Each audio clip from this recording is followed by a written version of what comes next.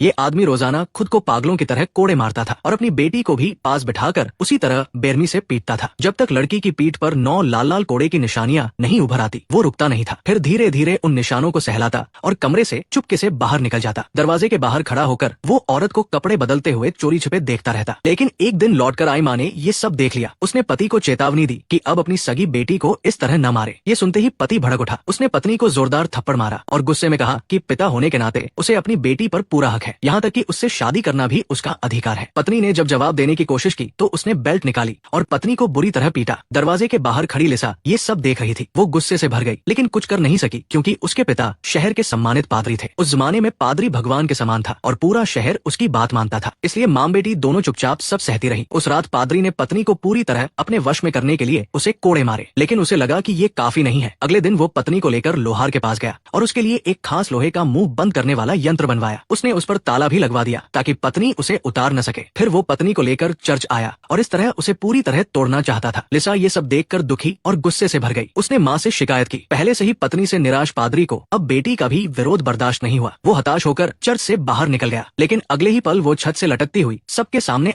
हत्या कर चुकी थी। लिसा हैरान रह गई। उसे अफसोस हुआ कि उसने माँ से ऐसी बातें कही। साथ ही पिता से नफरत भी हुई क्योंकि पत्नी की मौत पर भी उन्हें जरा सा दुख नहीं था, बल्कि उन्होंने सबके सामने मृत पत्नी को कोसा और कहा कि उसने चर्च को गंदा किया है और नर्क में सजा भुगतेगी। उनकी बातों में आकर बाकी लोग भी मृत औरत को कोसने लगे। अब पत्नी का विरोध खत्म हो गया था, इसलिए लोगन का व्यवहार और बिगड़ गया। उसने लिसा को चर्च लाकर पादरी के अधिकार का इस्तेमाल करके उससे शादी करने की कोशिश की। लिसा डरकर भागने लगी, लेकिन कमजोर लड़की को पिता ने पकड़ लिया। बेटी को वश में करने के लिए उसने वही लोहे का मुंह बंद यंत्र उसके सिर पर चढ़ा दिया। तभी उसने अंगूठी निकालकर बेटी से शादी का प्रस्ताव रखा ही था कि पीछे से दरवाजा खुला और एक काउबॉय अंदर आ गया। काउबॉय को ये सब बर्दाश्त नहीं हुआ। उसने यंत्र की चाबी निकालकर लिसा को दे दी, लेकिन जब लिसा ताला खोल रही थी तभी पादरी ने बंदूक निकाल ली और काउबॉय को मार डाला। लिसा पूरी तरह टूट गई। उसे समझ आ गया कि वो इस शैतान से कभी नहीं बच सकेगी। गुस्साए पिता ने लिसा को पैरों से घसीटते हुए घर ले गए और रास्ते में बड़े प्यार से कहा कि कल सुबह सब ठीक हो जाएगा। अगली सुबह लिसा चुपके से भाग निकली। बिस्तर पर पड़ी सफेद चादर पर खून का धब्बा देखकर उसका भागने का इरादा और पक्का हो गया। उसे नहीं पता था कि आगे कहाँ जाएगी, लेकिन कम से कम अब वो आजाद थी। बहुत देर तक चलने के बाद प्यास से बेहाल होकर वो रेगिस्तान में गिर पड़ी। जब होश आया तो 3 अजनबी चेहरे दिखे। वे लोग उसे अपनी गाड़ी में उठाकर ले गए, लेकिन रास्ते में एक आदमी ने लिसा का चेहरा देखा। उसे उसकी खूबसूरती पर बुरी नीयत सूझी। उसने उसे शहर के वेश्यालय में $50 में बेच दिया। पहले तो लिसा समझ नहीं पाई, लेकिन जब कमरे में ढेर सारी औरतें देखी तो समझ गई कि वो एक नर्क से निकलकर दूसरे नर्क में पहुंच गई है। फिर भी यहाँ कुछ अच्छे लोग भी थे। उनमें से एक थी मैरी। जब भी कोई ग्राहक लिसा पर हाथ डालना चाहता, मैरी बीच में आकर उसे बचा लेती। मालिक आर्थर भी अभी लिसा की उम्र को देखते हुए चुप रहता, लेकिन एक दिन एक ग्राहक ने जिद की कि लिसा पास बैठकर सब देखे। मासूम लिसा ये बर्दाश्त नहीं कर पाई। उसने गुस्से में बंदूक तान दी, लेकिन ग्राहक ने नीचे वाली औरत को पकड़ लिया। काम खत्म होने के बाद उसने लिसा का सिर जबरदस्ती दबाने की कोशिश की। तभी मैरी ने पीछे से एक गोली मारकर उसे खत्म कर दिया। सैलून का नियम था, अगर कोई ग्राहक कर्मचारी की वजह से मरे तो कर्मचारी को जान से मार दिया जाए। इस तरह मैरी को वही फांसी पर लटका दिया गया। लिसा बहुत दुखी हुई और समझ गई कि यहाँ जीने के लिए कीमत चुकानी पड़ती है। जल्दी ही वो मासूम लड़की गायब हो गई और उसकी जगह एक समझदार ठंडी औरत ले ली, जिसे पता था कि ग्राहकों को कैसे खुश रखना है। लेकिन जल्दी ही एक नया हादसा हुआ। एक ग्राहक ने मैरी के साथ बदतमीजी की। मालिक ने पैसे देकर मामला सुलझाना चाहा, लेकिन ग्राहक नहीं माना। गुस्से में उसने मैरी के गाल पर चाकू से वार कर दिया। लिसा पास खड़ी सब देखती रही, लेकिन कुछ कर नहीं सकी। बाद में डॉक्टर ने आकर मैरी को हैंड साइन की किताब दी। अब वो बोल नहीं सकती थी, बाकी सब ठीक था। इस घटना के बाद मैरी ने फैसला किया। वो लिसा को एक शादी कराने वाली जगह ले गई और एक ऐसे आदमी से उसकी शादी तय की जो गूंगी औरत से शादी करने को तैयार था। उस रात दोनों भागने वाली थी, लेकिन तभी एक अजीब ग्राहक ने पूरा सैलून बुक कर लिया। वो ग्राहक कोई और नहीं, लिसा का अपना पिता लोगन था। उसे यकीन नहीं हुआ कि उसकी बेटी यहाँ काम करती है। पुष्टि करने के लिए उसने लिसा की गर्दन पर हाथ डाला। वहाँ 2 जन के तिल देखकर उसे पागलपन सूझा। उसने लिसा का नकाब उतारा और पुरानी आदत के मुताबिक उसे पीटना शुरू कर दिया। तभी मैरी दौड़कर आई। लोगन ने उसे बाहर जाने को कहा, लेकिन मैरी ने चाकू से उसका चेहरा काट दिया। गुस्साए लोगन ने मैरी का हाथ पकड़कर वही चाकू उसके सीने में घूम दिया। जब लोगन लिसा को ले जाने लगा तो लिसा ने अचानक ताकत लगाकर उसे धक्का दिया। मैरी के पास पहुंची, चाकू निकाला और लोगन को मार डाला। पिता को मरता देख लिसा जमीन पर बैठ गई। उसे पता था कि अगर किसी को पता चला तो वो मर जाएगी। फिर उसने योजना बनाई। चाकू मैरी के हाथ में रख दिया, दोनों के कपड़े बदल लिए। मैरी का चेहरा